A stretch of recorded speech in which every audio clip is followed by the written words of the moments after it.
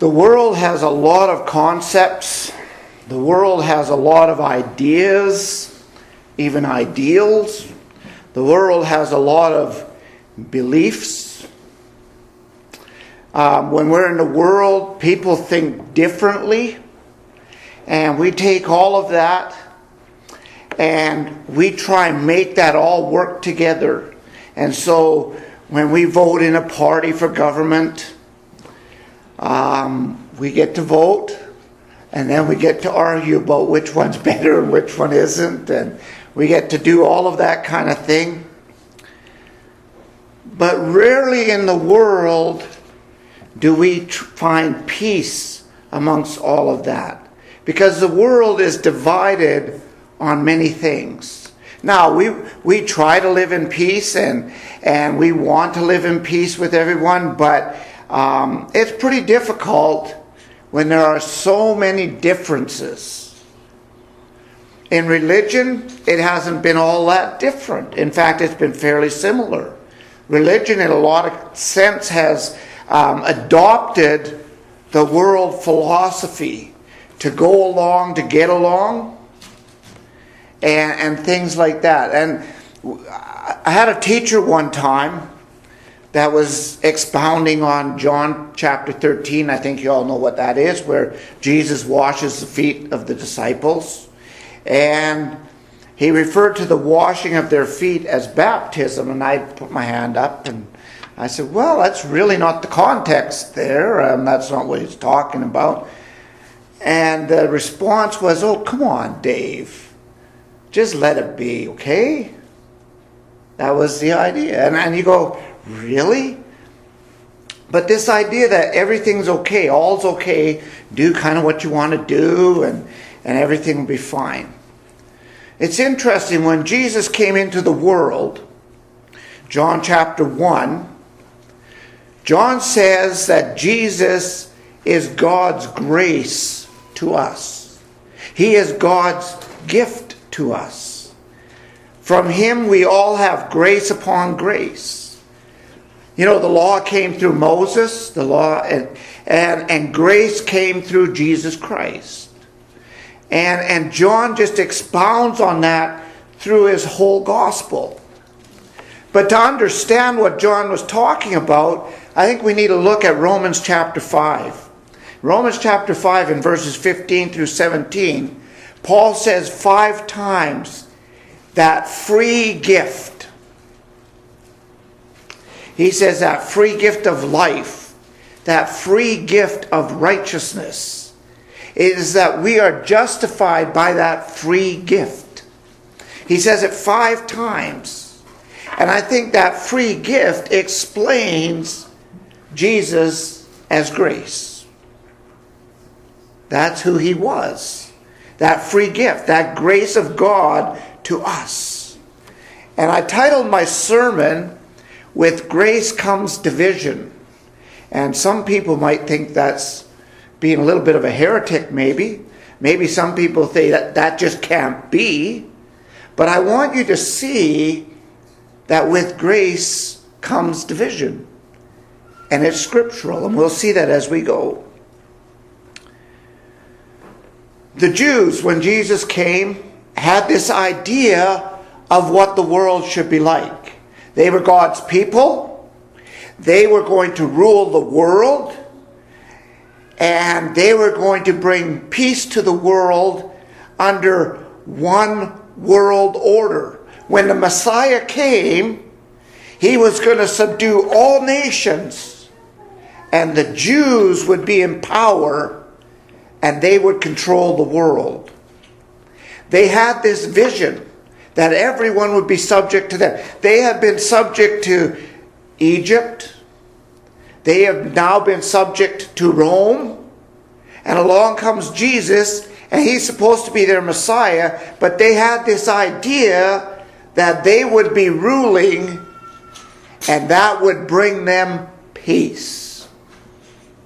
See, when David conquered the nations around them, God wouldn't let him build his house, his temple, because there was too much blood on David's hands. And so he said, your son will build me the temple. He'll build my house.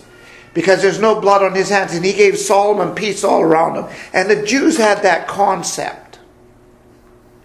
And that concept has carried over into Christianity. It is a concept that's in the world, that we should just try have peace at all cost, because Jesus is peace. And people start confusing nations with the church. Peter said that the church is a holy nation. But people want to say, no, America or Canada is a nation of God's people. Well, not necessarily. Have you looked around? Have you listened? But the church is God's people. But they want to say that. And so what happens is there's a tolerance of beliefs. There's this idea of accepting everybody and all. Nothing is really wrong. And we'll tolerate sin. And that's kind of what's going on. And so what they've done is they've redefined biblical peace. They said biblical peace is getting along with everybody. It's accepting all things. It's tolerating all things. But the actions of the people say, no, do it my way. I want it done my way. But they're saying, just accept it all. And what they've done is they've misapplied the peace that is in the Bible with the peace that the world is looking for. And really what it is, in most cases, is a false pretense. It's not peace at all. It's simply putting up with. And you wonder why people go along for a while. They say, well, he seemed like he was really on board with this. And all of a sudden, boom, he blew up. What happened? He was never on board with it.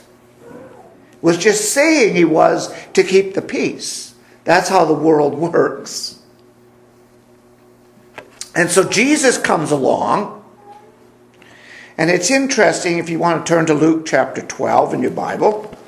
Jesus comes along, and the first thing he's talking to his apostles, and he says to them, beware of the leaven of the Pharisees. Now, why would he say that? Beware of the leaven of the Pharisees. Well, if you remember back, the Pharisees were teaching their traditions over the Word of God, over the commandments of God. Instead of teaching God's commandments, they were binding their traditions on the people. So he said, be warned, beware of the leaven of the Pharisees, the poison that they're spreading in the name of God. And then he went on, and he said, you got to also acknowledge the Christ. And he talks about that some in there, about acknowledging him as Christ.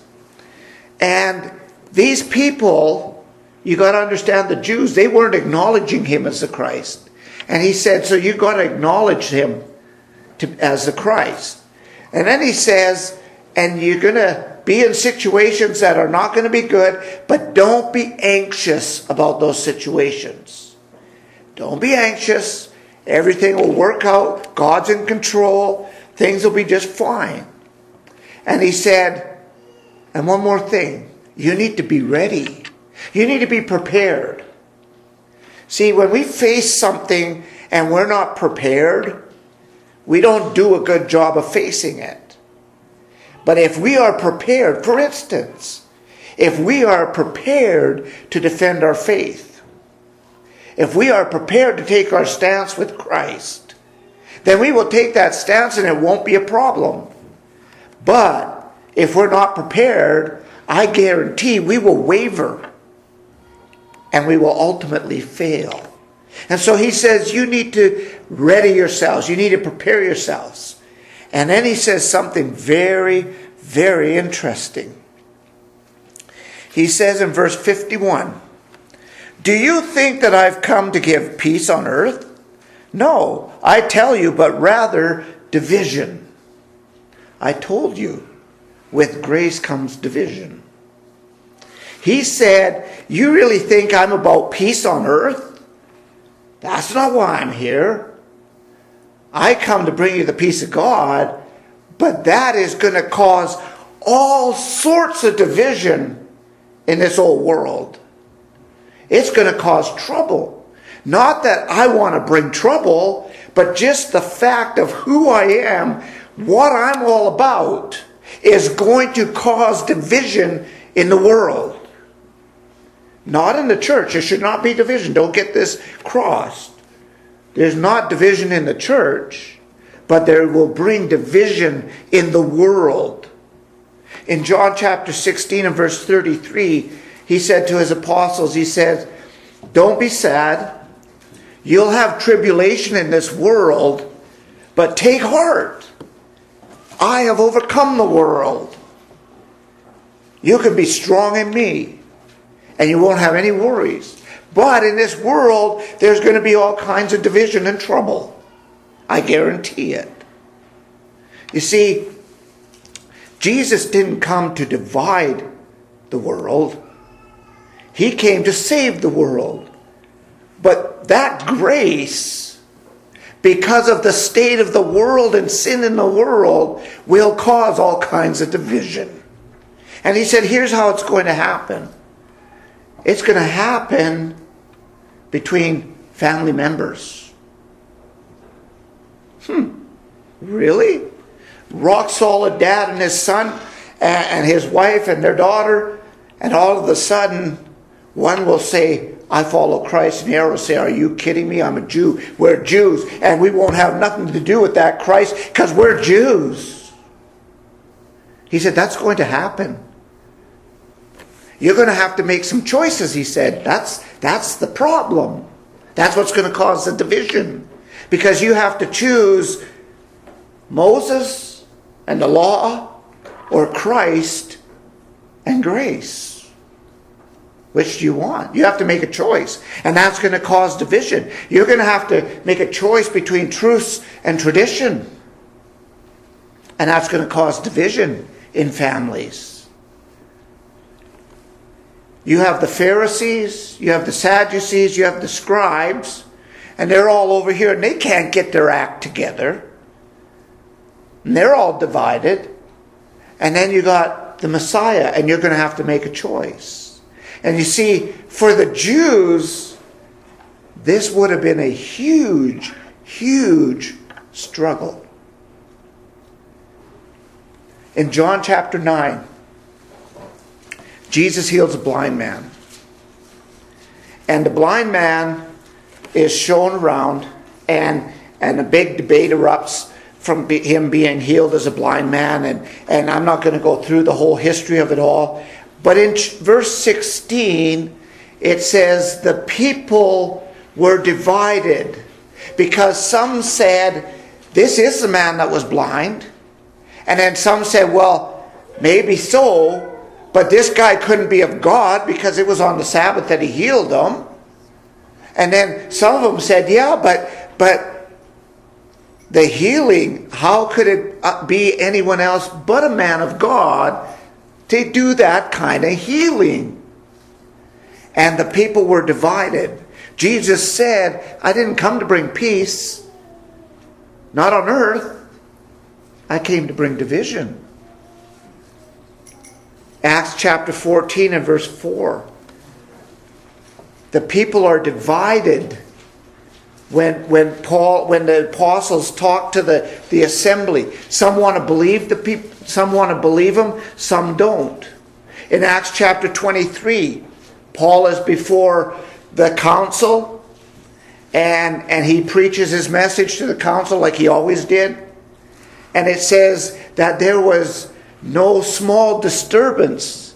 The assembly was divided because some people didn't want to believe and some people wanted to believe, and that's what's going to happen in this old world, because Jesus comes and not everybody's going to believe in him. And so Jesus said, I came not because I want to cause division, but just my coming will cause division in this world. Because the prince of this world wants nothing to do with Jesus. And so we look at that. We look at that today. And everybody in the world today, well, not everybody, but a lot of people are calling for worldwide peace. We want peace everywhere. We don't want war. We want peace. And yet everybody is trying to do things their way. Tell me, how are you going to have peace with everybody trying to do things their way? You can't. It is impossible. But we preach this whole thing about having peace with everybody. In religion today, we got so many religions out there. And people say to me, which one's right? Which one's wrong? Is one wrong? Do we accept all? Is everyone okay? Well, the Bible doesn't teach that. The Bible teaches that there's one faith. Not many faiths. One faith. Bible peace is not tolerance. It is not putting up with things. Bible peace is being at peace with God and doing things His way. And the only way that peace can come into this world and this whole world have peace is if everybody accepted Christ as their Savior and then lived the life that He wants them to live.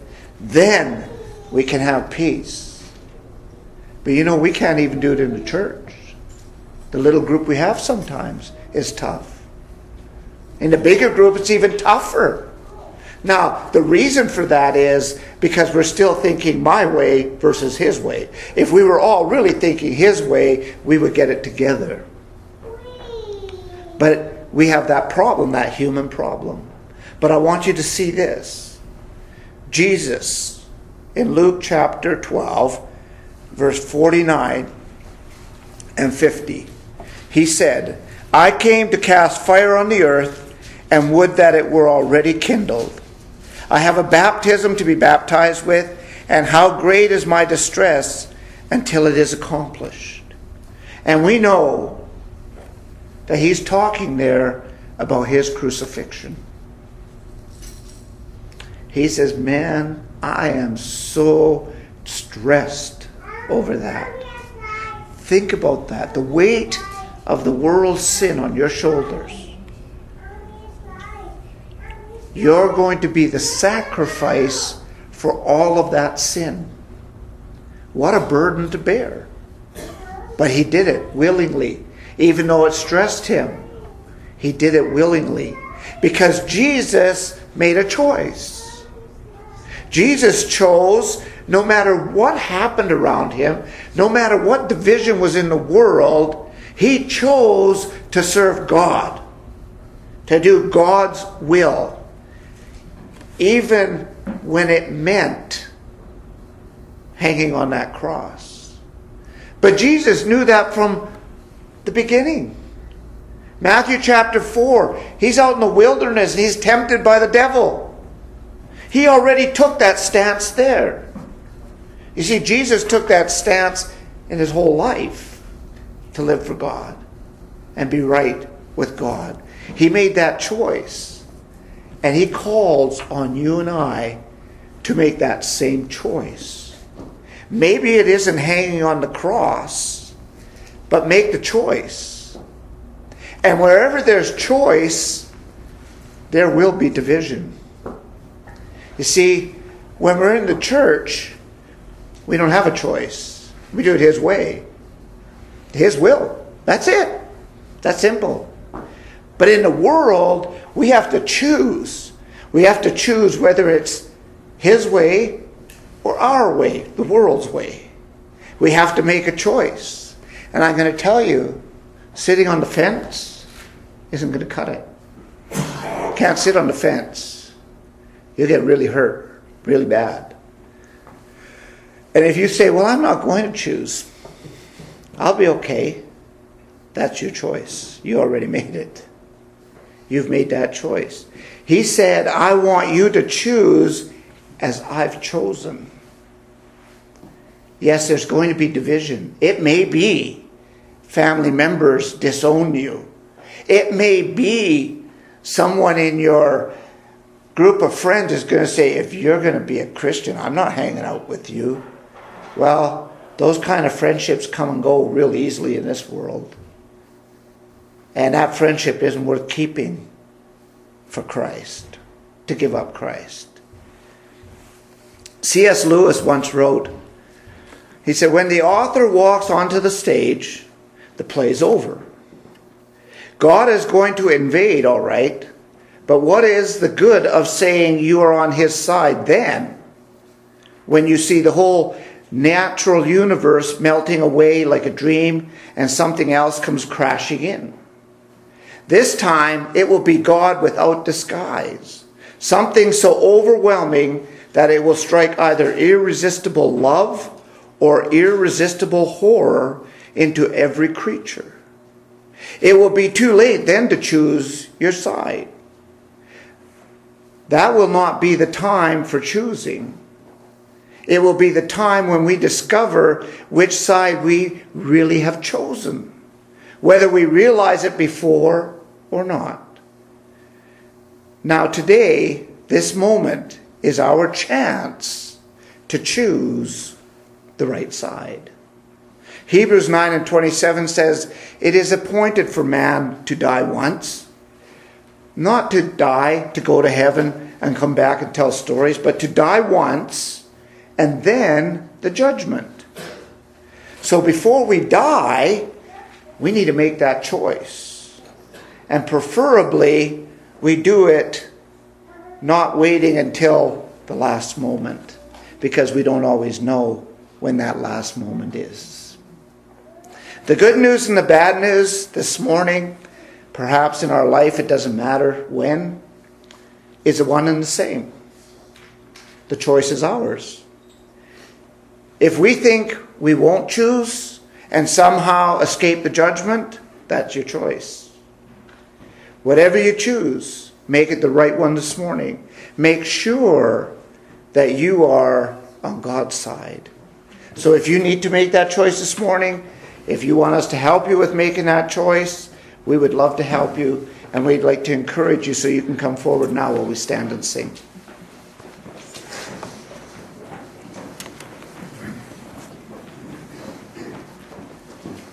For the beauty of the earth, for the beauty of the skies, for the love which from our birth over and around us lies, Lord of all, to thee we raise this our sacrifice of praise.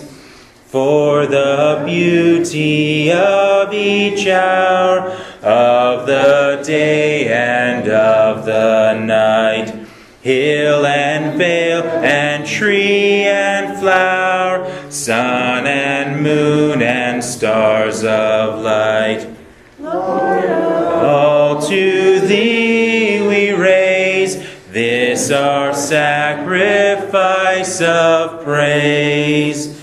For thy church that evermore lifteth holy hands above, offering up on every shore her pure sacrifice of love. Of all, to thee we raise this our sacrifice of praise.